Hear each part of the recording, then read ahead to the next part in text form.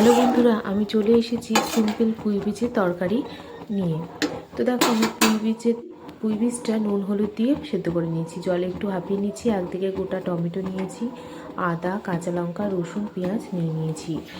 আর দেখো, ঢাকা খুলেছি, হয়েই গেছে আমার পুঁই বীজটা, পুঁই ডাঁটাটা সেদ্ধ হয়ে গেছে। তো চলো, একটু বেগুন লাগবে, তো আমাদের গাছে বেগুন আছে কটা, তো একটা তুলেছি, দেখি আর আছে নাকি গাছে। তো ওই বেগুনটা ভালোই, পোকা নেই। এটা সম্ভবত একটু পোকা আছে, তো ওই দুটোতেই হয়ে যাবে। একটু আলু দিয়ে দেবো, আর তুলব না। তো চলো বন্ধুরা, আমি বেগুন আলুটা কেটে নিয়েছি, আর আমি কড়াটা বসিয়ে দিয়েছি। একটু তেল দিয়ে দিলাম, সাদা তেল। একটু সাদা তেল দিয়ে বেগুন আলুটা আমি ভেজে নেবো। আপনারা সরষে তেল ইউজ করতে পারেন।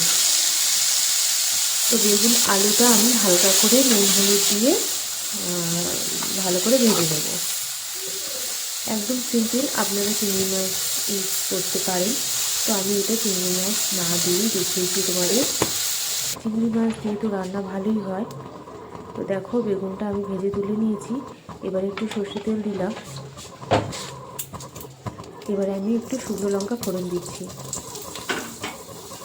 আর একটুখানি পেঁয়াজ কুচানো রেখে দিয়েছিলাম, এই পেঁয়াজ কুচানোটা আমি দিয়ে দিলাম। আর আরেকদিকে আমি রসুন, আদা, টমেটো, কাঁচা লঙ্কা পেস্ট করে নেবো। তো চলো, আমি পেস্ট করে নিই, আর এদিকে পেঁয়াজটা হালকা হালকা করে ভাজাটা হোক। তো দেখো, আমার পেস্ট হয়ে গেছে। তো সেই পেস্টটা আমি দিয়ে দেবো। তো যতটা দরকার আমি ততটা দিচ্ছি, অতটা বোধহয় দরকার নেই। তো আমি একটু মশলাটা রেখে দিলাম, অন্য তরকারিতে আমি ব্যবহার করবো। যে কোনো শাক রান্না করলে অনেকটা কমে যায়, তো ওই জন্য আমি খুব একটা বেশি মশলা দিইনি। দেখো, আমার মশলাটা প্রায় ভাজা হয়ে গেছে। এবারে আমি যে জিনিসটা সেদ্ধ করে নিয়েছিলাম সেটা দিয়ে দেবো। তার আগে আমি একটু গুঁড়ো দিলাম। এবারে আমি একটু ভাজা জিরে ছিল, তো এবারে আমি ভাজা জিরেগুলো অল্প একটু দিয়ে দিলাম। এবারে আমি সেদ্ধ করে পুঁই বীজটা আমি দিয়ে দিলাম। খুবই ভালো রান্নাটা, একদম কষা কষা হবে। তো আমার রান্নাটা ভালো লাগবে, অবশ্যই আপনারা লাইক, কমেন্ট, সাবস্ক্রাইব করতে কিন্তু অবশ্যই ভুলবেন না।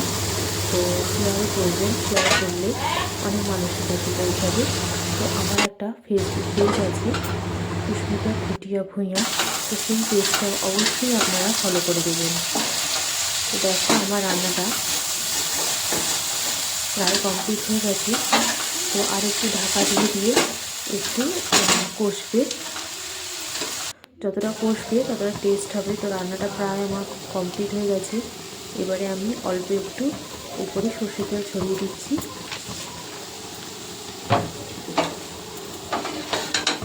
তো দেখো, রান্নাটা কত সুন্দর দেখতে হয়েছে, খেতেও ভালো হবে। আপনারা একটু যারা ঝাল খেতে ভালোবাসেন, অবশ্যই আপনারা একটু শুকনো লঙ্কা বেটে দেবেন, রান্নাটা কিন্তু আরও বেড়ে যাবে। তো চলো বন্ধুরা, আজ তবে আসি, আবারও আসবো অন্য কোনো নতুন ভিডিও নিয়ে। টাটা।